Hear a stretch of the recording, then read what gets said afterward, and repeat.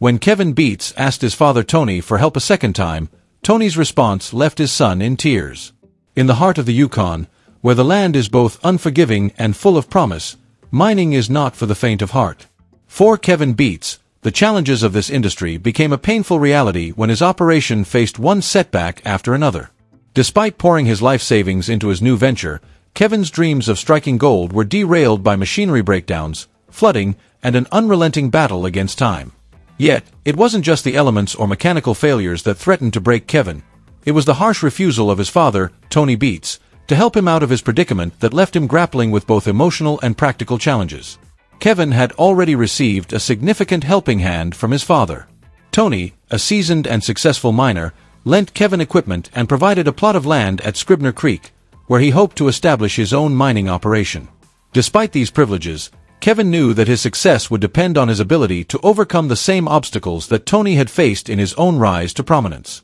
What Kevin didn't anticipate, however, was how swiftly his operation would be brought to its knees by a series of devastating setbacks. A season of struggles. From the outset, Kevin's mining season was riddled with difficulties. The 44-acre claim at Scribner Creek, while rich with potential, proved to be a massive undertaking. Within this plot, the 11-acre Lynx Cut was identified as the most promising area, but its potential was buried beneath layers of frozen ground, which required extensive clearing. Overburden had to be removed, and the ground had to be stripped to access the pay dirt below, but this was a slow and painstaking process.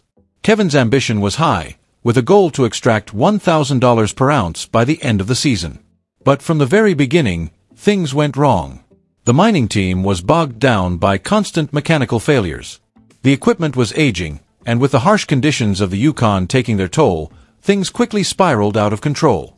As the weeks wore on, Kevin was faced with the reality that his operation wasn't moving forward.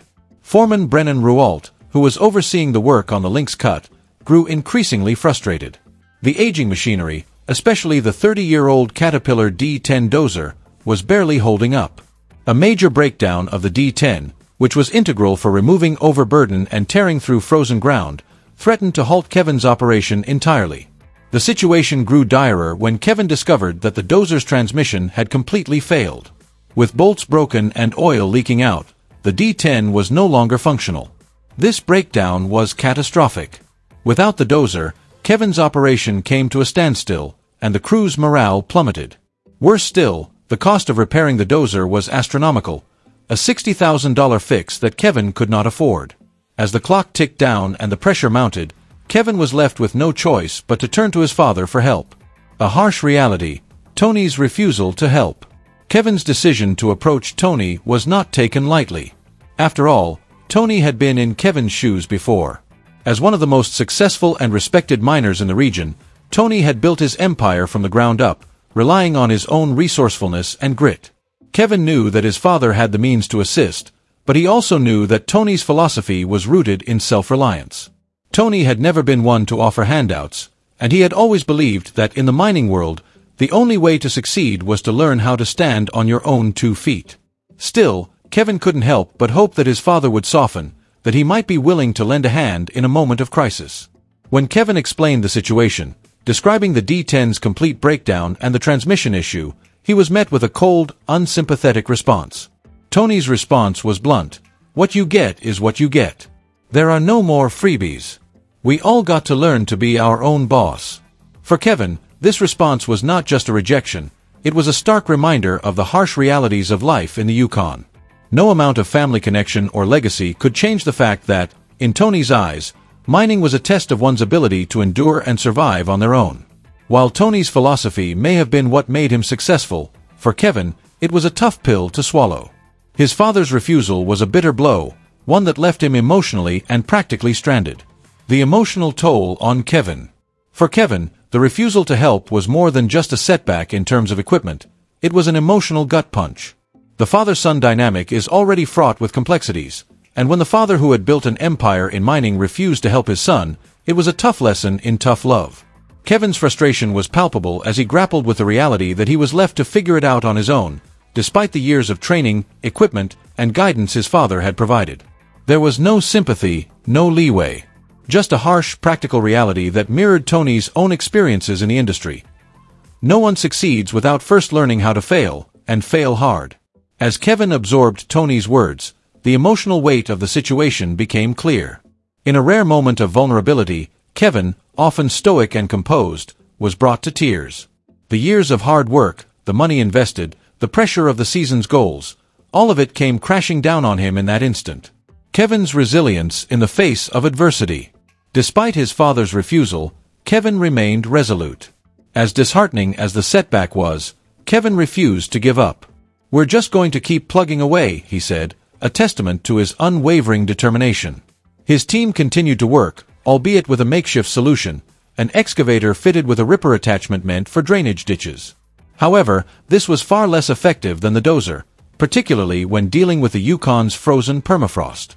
The toll on the crew was evident as frustration and exhaustion mounted.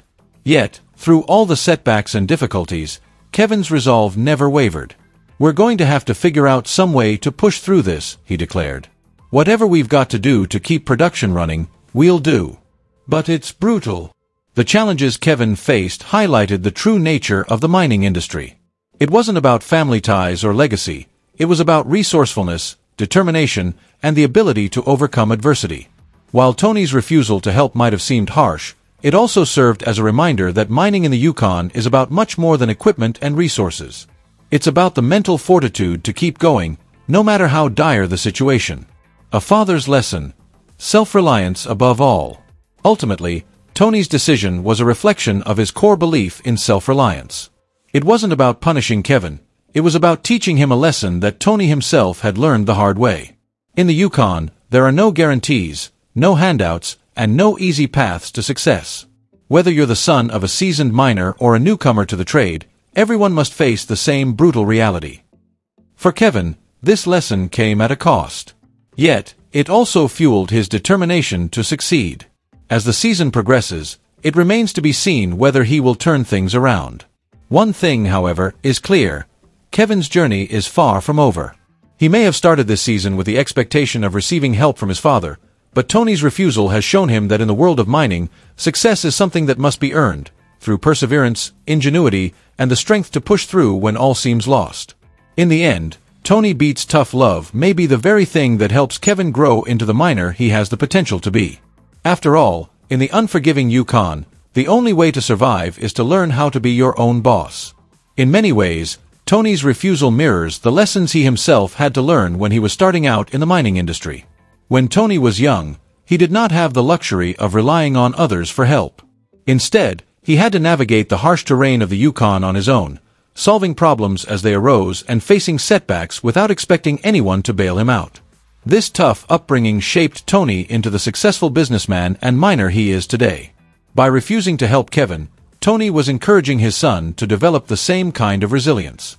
Kevin, like all miners, had to learn to rely on his own resourcefulness. It wasn't enough for him to simply inherit equipment or land from his father.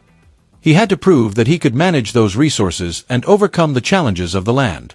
Whether Kevin succeeded or failed, it was up to him to figure out how to move forward. In the world of mining, as in life, the greatest lessons often come from the toughest challenges. Tony Beets' refusal to help Kevin was not a rejection of his son, but a reflection of his deep belief in the importance of self-reliance. By forcing Kevin to face his own challenges and solve his own problems, Tony was teaching him one of the most important lessons in life: that success is earned, not given. As Kevin continues to face the difficulties of mining in the Yukon, he will carry with him the lessons learned from his father's tough love approach. While the road may be hard and the setbacks may continue, Kevin now knows that the only way to succeed in the world of mining, and in life, is to learn how to be his own boss. Through this experience, Kevin will grow stronger, more resilient, and more capable of navigating the complex world of mining on his own terms. In the end, Tony's refusal was the best gift he could have given his son: the gift of growth, independence, and leadership. In the world of mining, as in life, the greatest lessons often come from the toughest challenges. Tony Beets' refusal to help Kevin was not a rejection of his son, but a reflection of his deep belief in the importance of self-reliance. By forcing Kevin to face his own challenges and solve his own problems, Tony was teaching him one of the most important lessons in life: that success is earned, not given.